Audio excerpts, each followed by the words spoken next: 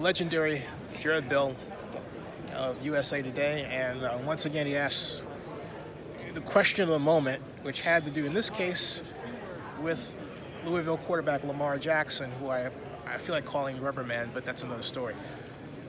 He asked the question to, well, you tell him. To Andy Reid. Just, with the conversation that has been out there about Lamar Jackson and whether or not he should switch to receiver, which has been most prominently advocated by Bill Polian.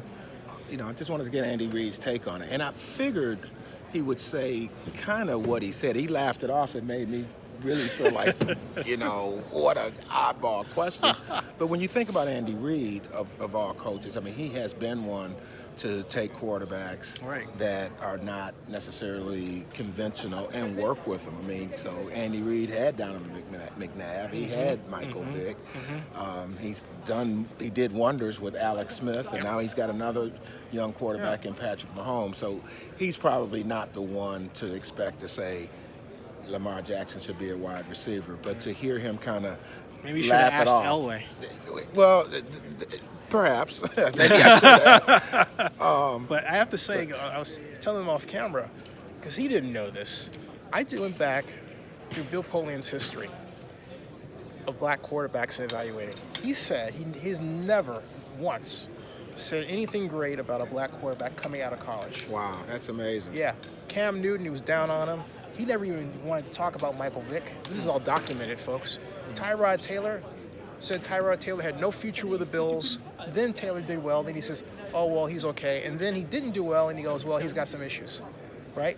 But you cannot find one example of a black quarterback, Jameis Winston, nope, didn't like him, where he wasn't high on him. Wow, None. That's pretty. And Russell Wilson. Russell Wilson, so never start for an NFL team. Think about that. Wow. So when I read that, I thought, I can't take this guy seriously at all. Yeah, for sure. Yeah. And sometimes people have their biases, and they, I'm not going to give them a pass at all on it, but sometimes you don't know you have a bias until you go back and really kind of evaluate. And I'm glad you said that. I want to make one thing clear. I met Bill Polian. I like Bill Polian, but there's a pattern there. I worked with Bill Polian. See? Yeah. Bill Polian. Bill, there's a pattern there you got to work on, man. A little tequila, I'll help you straighten it out. But anyway, that's done. Hey, so tell them what you're working on. You're at the combine? We're at the combine, yeah. And so we'll kind of get ramped up for the next part of the NFL calendar, which is the off season. Yeah. But wait, who gets Lamar Jackson?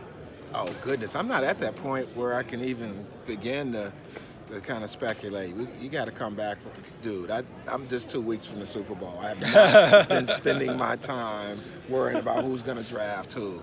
But he's definitely one of the most intriguing prospects because, you could see a team that already has an established quarterback or may have a quarterback who's aging, and maybe they'll take a flyer on him and say, okay, we could work with this guy. What do you think about his mom? He did win the Heisman Trophy. Yeah, so that's it's not right. like he is, chopped liver. And then he I wonder about a team like the Steelers. If I had to, throw one out right now off the bat, maybe that's a team that will, take a good hard look at Lamar Jackson with Roethlisberger still having, a couple years to go, but you kind of want to give yourself some options. They drafted Josh Dobbs last year. Right. So he's in the flow right now. But I think that might be a team looking for, some developmental options. You think the Dolphins will take a, look gander maybe in their situation? I think Miami's going to be in play for a quarterback. Whether or not he will be Adam Gase's cup of tea, I'm not sure yet. And I think that's kind of what I think about with Lamar Jackson is that you've got to kind of have the team, the coach and the organization that is going to be willing to try to incorporate him. And it really kind of reminds you of some of the conversation that has been out there with Colin Kaepernick and why he hasn't been able to land a job. Now we Deshaun know Watson though, right? Yeah, and Deshaun Watson too. He even went off about it. Yeah.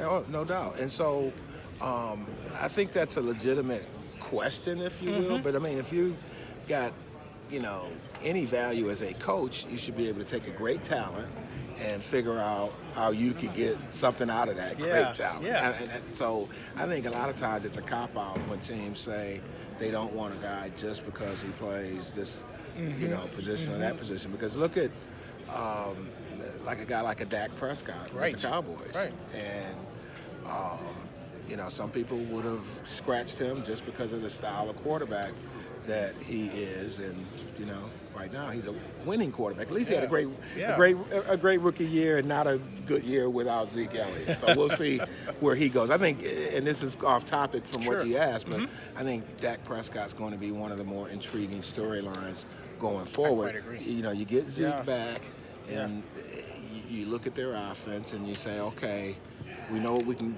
do with Zeke, but we also have to have the passing attack with Dak. And it's not just on Dak, but it's Dak and the receivers and the play calling and everything that they need to do to get that passing game going. But you were asking me about Lamar Jackson's mom, who I've not met, and I've been trying to meet her. So you talk about what am I working on. I'd like to meet her. Call me back, Felicia Jones. Interview. That's what he means, interview. Right, yeah. Of course. Just want to save you from the trolls out there. Yeah, oh yeah. But the point being, I mean, she's right now listed as his agent. So I don't know if good that thing means, or bad thing.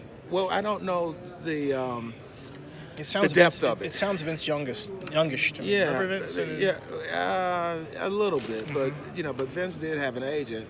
I think all of these players need somebody who has their best interest at heart to help them manage their affairs. Yep. Now, I don't know anything about her relative to anybody else, but I also think that it's probably good if you are so invested and so emotionally invested in a player to have a buffer there as an agent, advisor, whatever, to kind of be there.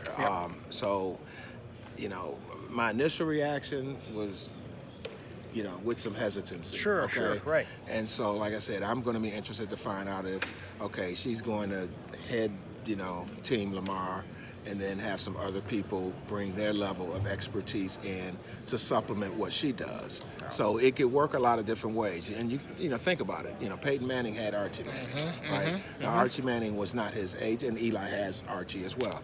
Now Archie was not their agent, and Archie will tell you, and as he told me, that's a great point. Yeah, as Archie told me, the first year with Peyton, I was there with him and helping him and advising him and this and that, not in an official capacity. He wasn't listed as the agent. Right. But he said as time went on, and it didn't take long with Peyton, he separated himself and pretty much put it to Peyton, like, hey, I'm here if you need me. Yeah, and 15 years later, still waiting for Peyton to call, asking for advice. But I think it's interesting in Archie's case, in the Manning's case, is that Archie brought a certain level of expertise from being an NFL quarterback as well. Sort of been there, done that. Yeah, and so that's a different, type of scenario. But I'm sure there's a correlation when you talk about someone's son going to the NFL. But, in Lamar Jackson's case, sometimes you wonder what an agent can do in terms of impressing upon teams the value of this particular player, and they have relationships with certain teams. Some agents will, and they'll say, hey, you really have maybe to take send him to a camp or something. Well, they do that. Yep, they do that. I mean, that's something that happens with a lot of these quarterbacks this time of year. But also sometimes it can have some sort of factor in the draft process. Now, agents will probably tell you that they have more influence than not, but I would think that because I was thinking about Lee Steinberg and Mahomes, because when Mahomes came, I was like, who, what? And then all of a sudden, whew. And so this will be interesting. Another dimension to the Lamar Jackson story. Follow this man on Twitter. Hey, thanks a lot, man. Or read us on USAtoday.com. Or read him on USA Today. You'll find me on USAtoday.com sometimes, more frequently than Twitter. That's but right. I appreciate it. No problem, man. Okay, thanks. You got it. Thank you. See ya. Yep.